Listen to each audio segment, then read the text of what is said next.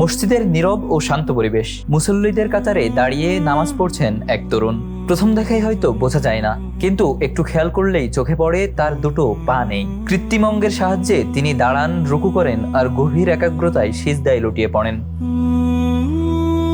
শারীরিক সীমাবদ্ধতা তাকে আল্লাহর ইবাদত থেকে এক মুহূর্তের জন্যও দূরে রাখতে পারেনি, বরং প্রতিটি সিজদা যেন বলে দেয় প্রকৃত শক্তি শরীরে নয়, থাকে মানুষের ঈমান, ধৈর্য আর অদম্য ইচ্ছাশক্তিতে।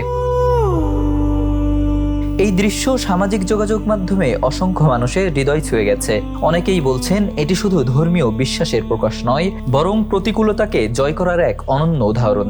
জীবন যত কঠিনই হোক, দৃঢ় মনোবল থাকলে মানুষ অনেক অসম্ভবকেও সম্ভব করে তুলতে পারে।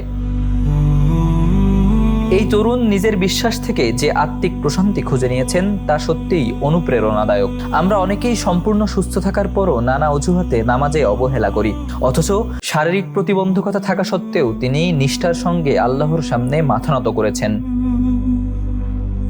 তার এই নীরব ইবাদত আমাদের নতুন করে ভাবতে শেখায়, প্রতিবন্ধকতা কখনোই সফলতা বা ইবাদতের পথে শেষ কথা নয়।